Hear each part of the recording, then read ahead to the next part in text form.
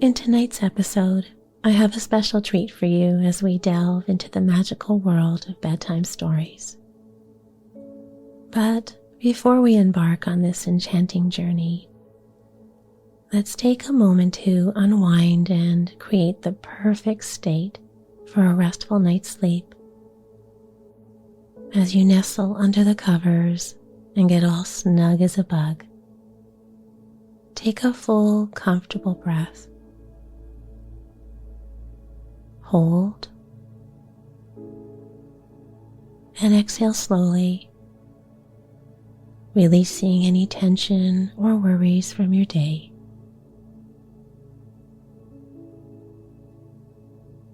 Imagine yourself surrounded by a peaceful moonlit scenery. Perhaps you're in a cozy cabin with a crackling fire amidst tall trees in a woodland forest. Or perhaps you can imagine sitting under a starry night sky with fluffy clouds that are slowly drifting across overhead. Whatever imagery you're using, bring the imagery alive using all of your senses. Allowing this peaceful place to transport you into a state of tranquility,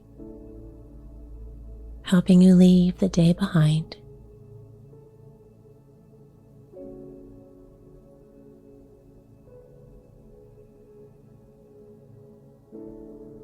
This evening's episode reminds us of the magic of bedtime stories and how they're able to whisk us away to imaginary realms far beyond our dreams, captivating our imagination while providing solace and comfort as we prepare for a deep, restful sleep. Go ahead and snuggle deeper down under the covers, or fluff up that pillow just a bit more until everything feels just right. And get ready to be transported as I read for you The Wood Beyond the World by Henry Beston. So just lie back, relax, and enjoy the story.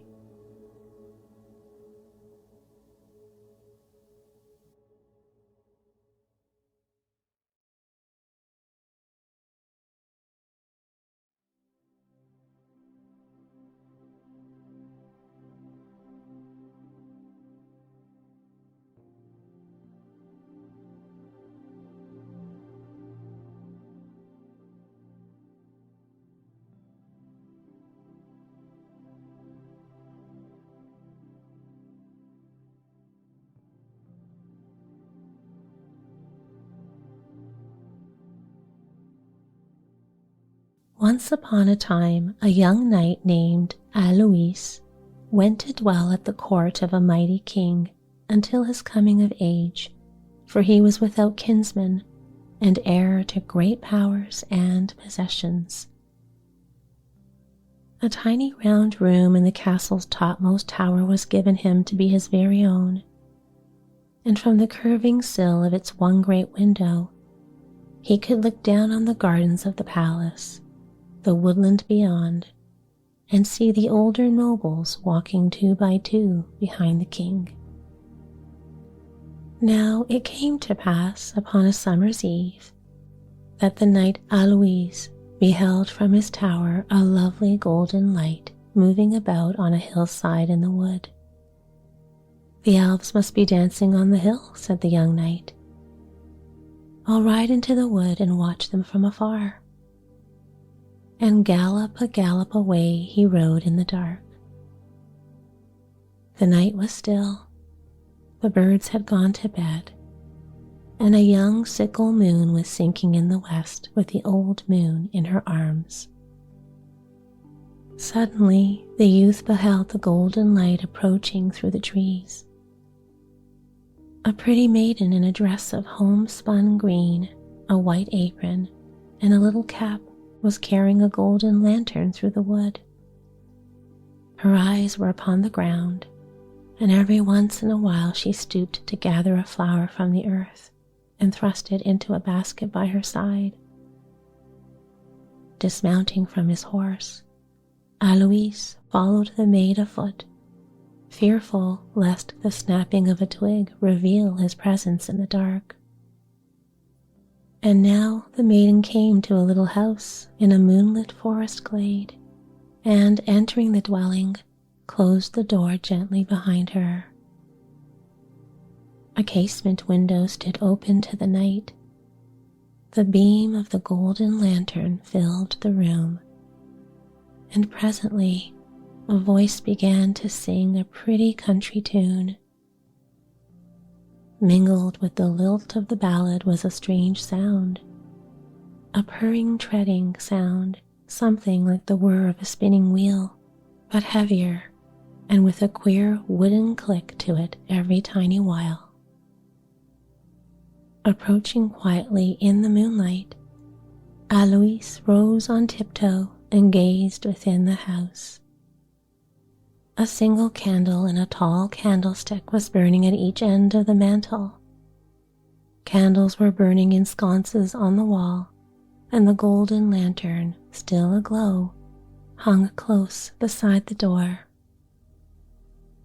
The Maiden of the Light was sitting at an oaken loom, working the treadles with her feet, and tossing the shuttle back and forth from side to side.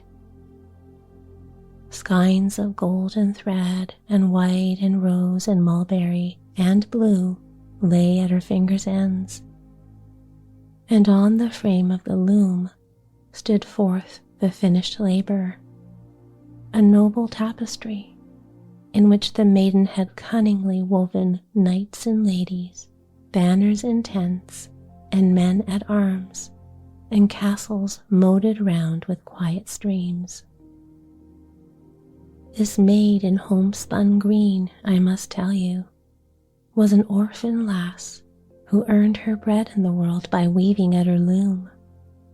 It was her custom to stain the weaving yards with colors made of roots and flowers, and she had been wandering about in search of the starlight daisy when Alois had seen her lantern on the hill.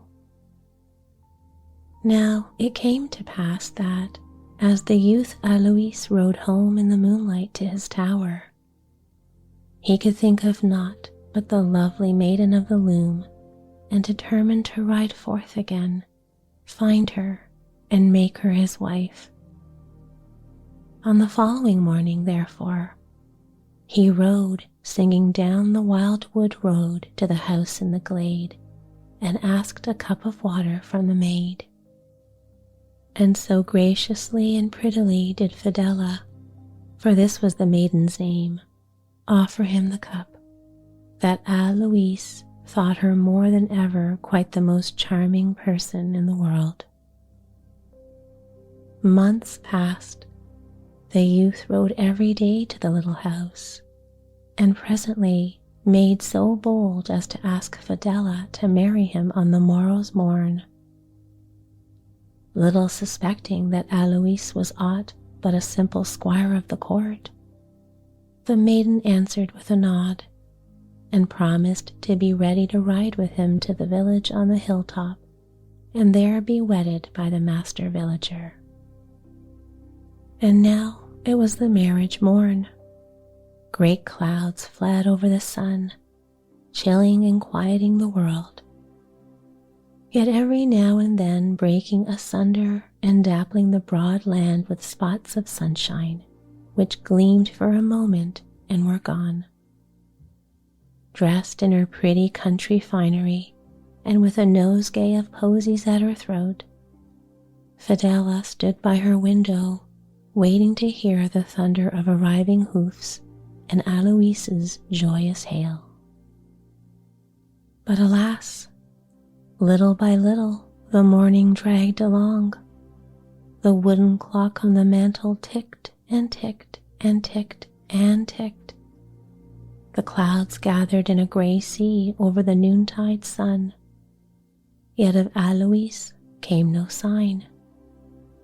Early in the afternoon, a gentle, windless rain began to fall, and presently the flowers in the garden hung their heads in the gathering gloom, as if in sorrow to see so fair a bride forsaken and forgot. But now you must hear of what happened at the court.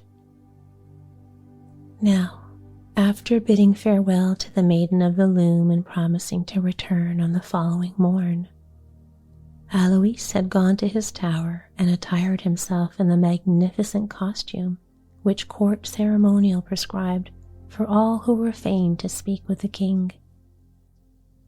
This habit was of richest white satin faced with gold. A sword set with splendid sapphires was belted to its side, and a short blue velvet cape, hanging in loose folds, was secured at the breast by a golden chain. Now, as Alois was very dark and red-cheeked, you will see that this costume was really quite becoming.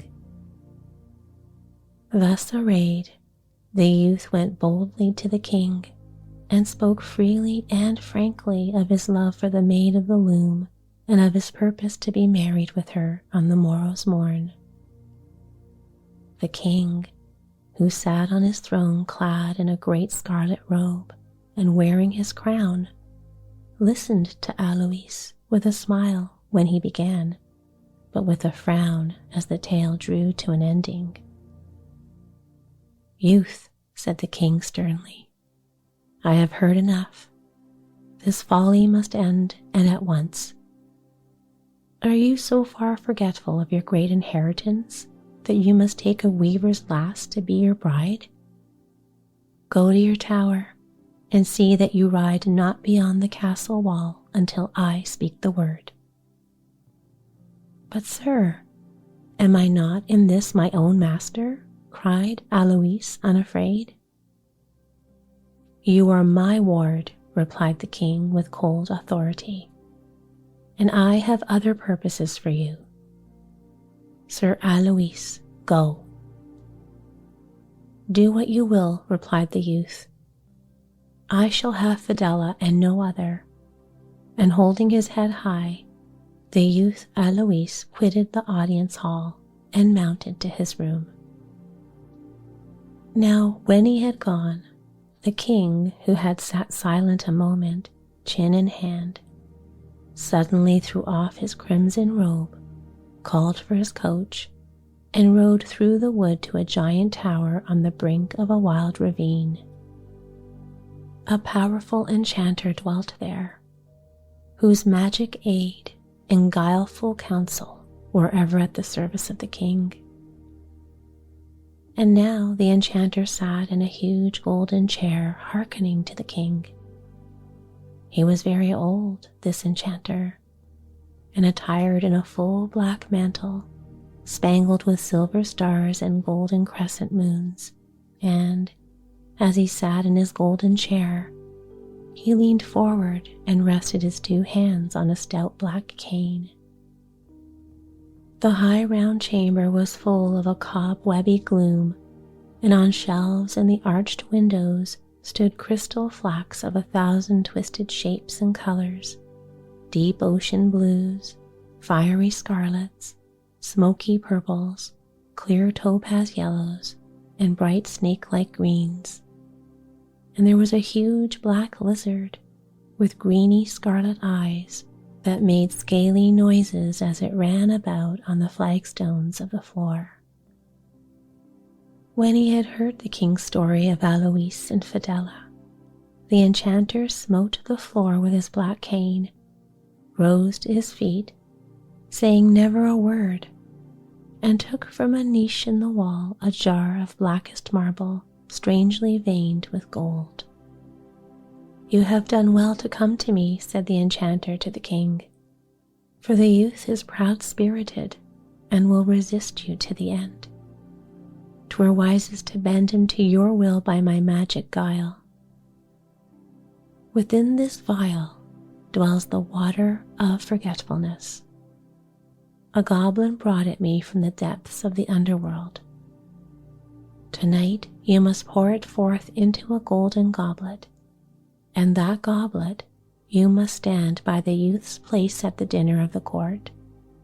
As soon as he drinks of it, he will forget the weaver's maid forever." And now it was evening, and the king and his guests were at dinner in the castle banquet hall.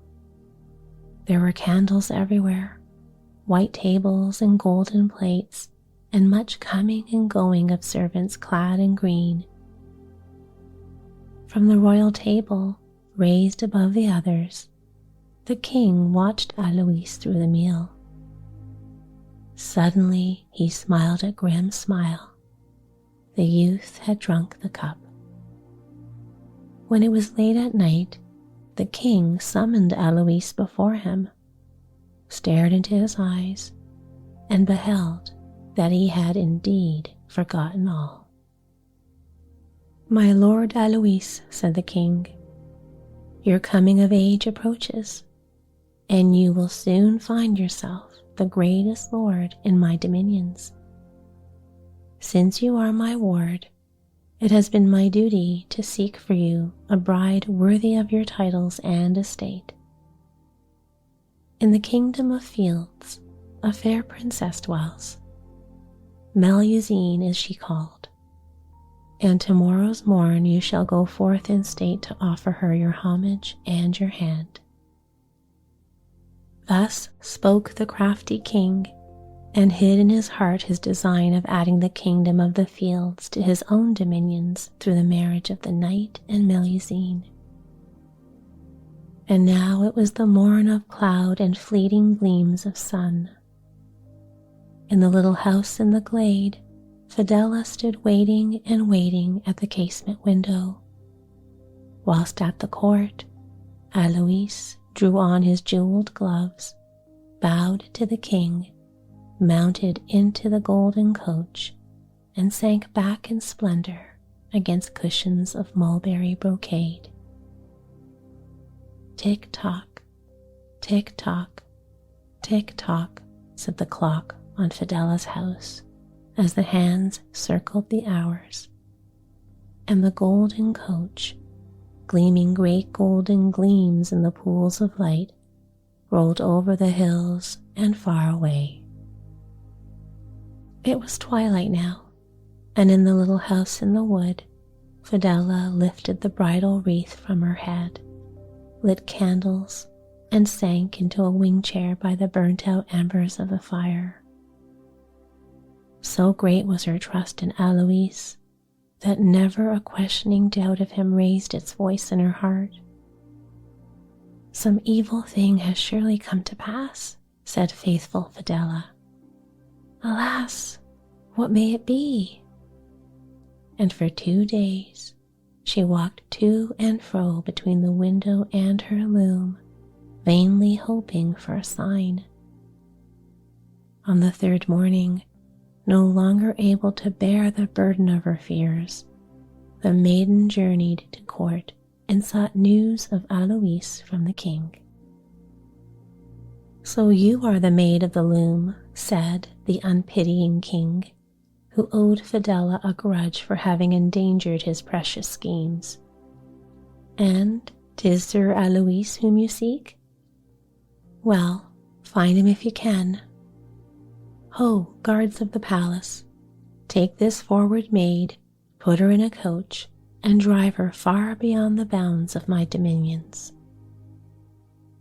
Over hill, over dale, bumping through puddle holes, and tossing and swaying crazily from side to side, rolled the coach in which Fidela sat a prisoner. A rushing, scurrying wind was flowing over the sunny world, shaking the manes of the galloping horses, rippling the roadside pools, and whirring the little birds who had just begun to fly.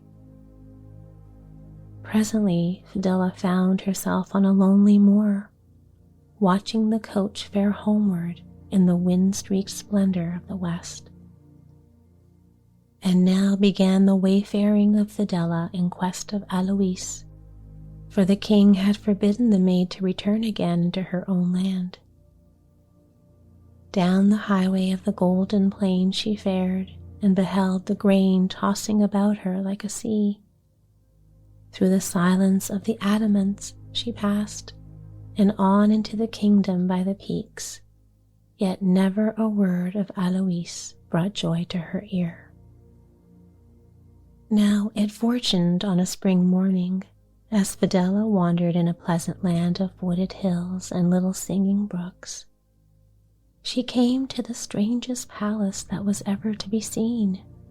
Of earth overgrown with grass were its mighty walls and lofty battlements.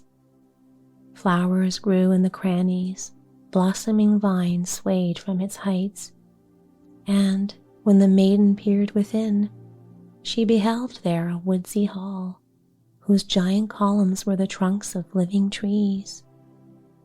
At the far end of the hall, on a throne of living wood, sat a dark and stately queen.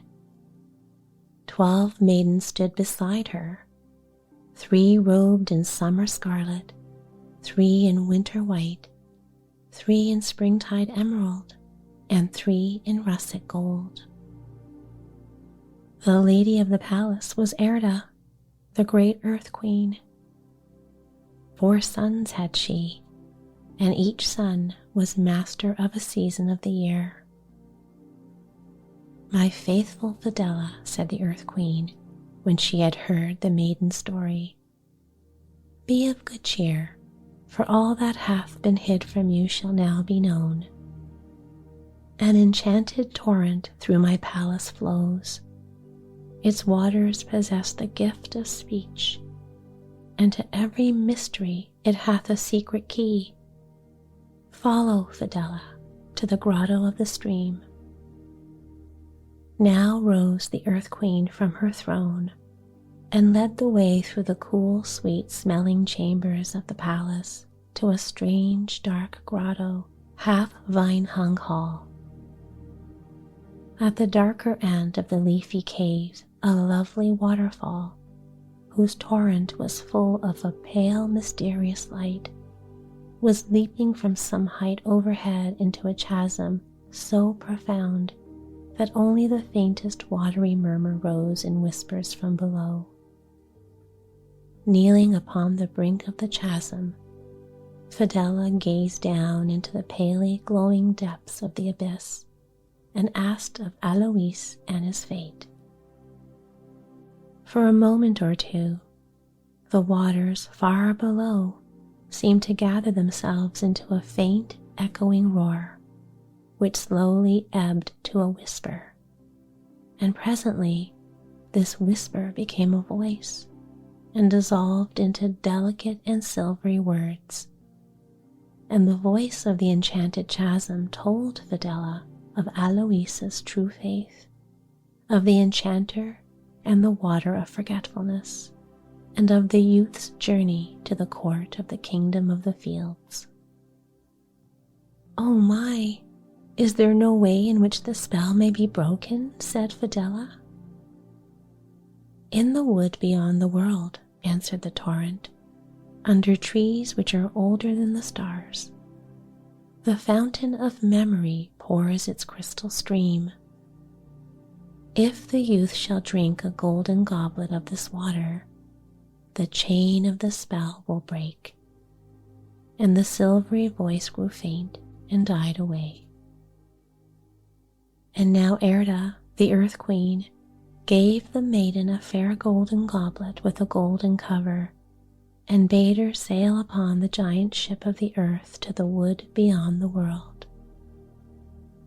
When the maiden arrived at the sea, the sun had vanished below mountains to the west. The waves were breaking gently along a darkening shore, and ragged hulks of cloud were lying becalmed in the deep and starry sky.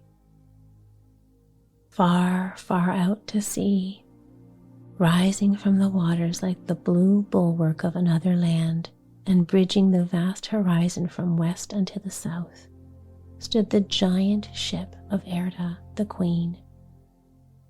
So high were its masts that their tops could scarce be seen in the dome of the heavens. Clouds swept through the royal yards, and the lights within the rigging floated like stars upon the sky. 3 days' journey long, and close upon a day's journey wide was the giant ship. Its sails were the size of towns, and a sailor on horseback carried the captain's orders to the crew. And there were villages abroad, and wild fields in which men were plowing and grazing cattle, and highways and inns wherein travelers might rest. Now came the dark, a wind rose upon the sea, the black clouds moved through the stars, and a little boat came to take Fidela to the ship. Once aboard, the maiden was given a pretty cottage with a garden to be her very own. And, sailing by night and by day, furring vast and lonely seas, the giant ship came to the wood beyond the world.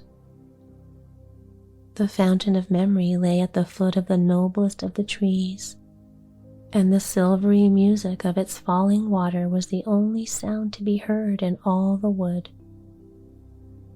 A hooded figure of worn and ancient stone, standing with head bowed low, held aloft the jar from which it flowed, an endless crystal stream. And Fidela, stooping to fill her cup in the basin of stone below, saw mirrored in the water there, gathering and dissolving one into the other, memories of all the years of her life which had been. Once more through the lonely seas sailed the giant ship of Erda the Queen. Fidela again beheld the land, and presently she fared over hill and dale to the kingdom of the fields. The winter was over and gone, and all the towns and villages of the realm were decked with bannerets and wreaths of early flowers, for in 3 days' time the Lord Alois was to wed the Princess Melusine. Presently Fidela, journeying through the land, arrived on the crest of a hill overlooking the royal city, and, pausing there a while, took counsel with herself as to how she might best make her way to Alois and offer him the cup of memory. "I must find me a loom," said faithful Fidela, "and weave upon it a wedding gift so worthy that the lords of the castle will suffer me to go with it to Alois." And she sought out a house and a loom in a village by the city, and paid for them with a penny of gold. And from one neighbor she had silver yarn, and from another blue, and from others all the colors of the world. And now Fidela began to weave a fair tapestry picture of the story she had lived, beginning the tale with the golden light in the wood and the coming of Alois to the glade. Thread by thread, inch by inch, the grass palace of Erda grew on the loom. The cave of the talking waters, the giant ship with its masts above the clouds, and the fountain of memory in the wood beyond the world. The sun set behind the high towers of the city, and still Fidela labored at the loom.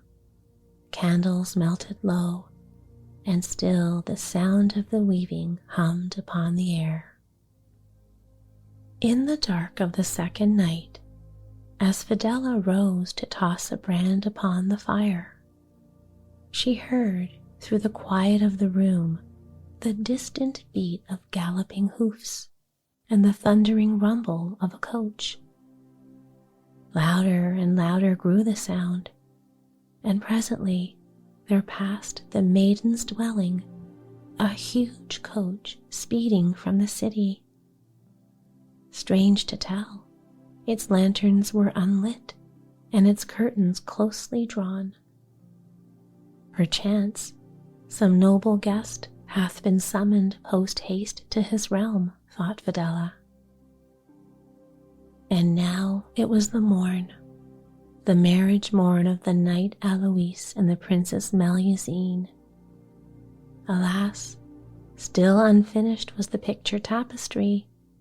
Fearing to risk a single moment more, however, the maiden unbound the picture from the loom and, carrying the gift and her golden cup, joined the merrymakers thronging to the city.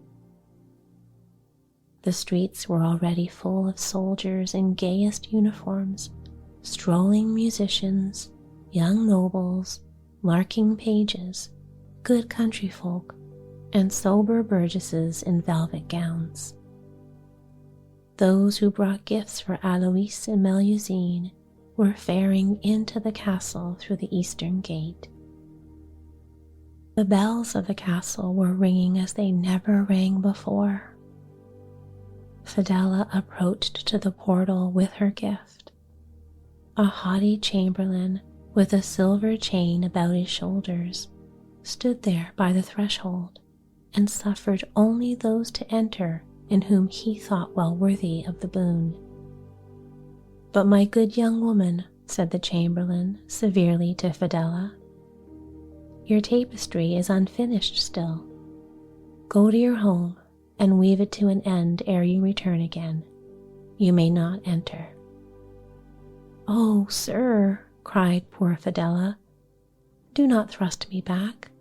Let me enter, I pray. Oh, let me go within." "What I have said, replied the chamberlain, shouting at Fidela through the deafening clangor of the bells.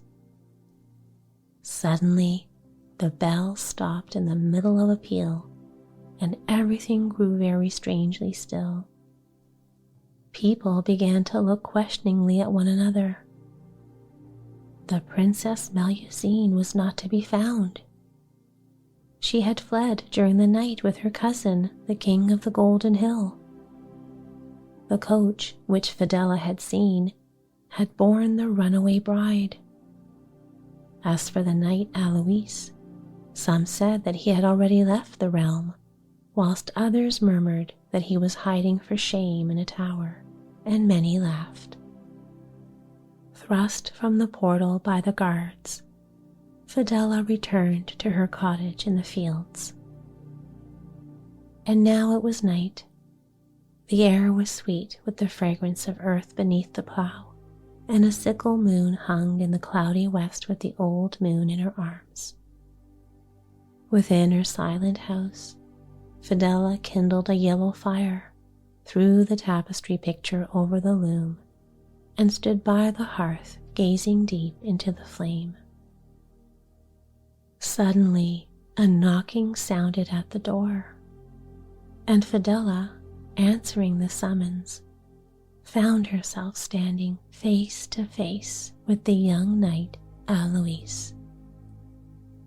His pride touched to the quick. The forsaken youth had lingered in the castle till dark, and then fled with his people from the town. And because he had fled in haste and was athirst, the youth had paused at the first light shining in the fields. Standing on the threshold in the moonlight, the youth asked a cup of water of the maid. With a beating heart, Fidela lifted to his hands the cup of memory. And now there came an end to the enchanter's wicked spell and the long years of danger and faithful questing. Letting fall the golden cup, the young knight uttered a great cry and stretched out his arms to the faithful maid, for whose sake he had braved the anger of the king.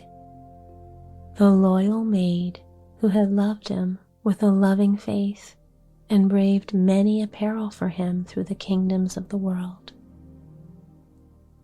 "Dear Fidela," said Alois, "today is the day of my coming of age, and I am free forever of the king. Now, shall you be the lady of my land? Come, my people and my coach are at the door." So now Fidela quenched the taper, leaving only a flickering brand to light the empty room, and walked with Alois to the coach. A little breeze was stirring in the grass, and somewhere in a glen beyond the fields a bird awoke, sang a few sweet piping notes, and then was still. "I am glad I did not finish my tapestry," whispered Fidela, "for now I can weave it to a merry close." And the coach rolled away over hill, over dale, in the golden light of the moon.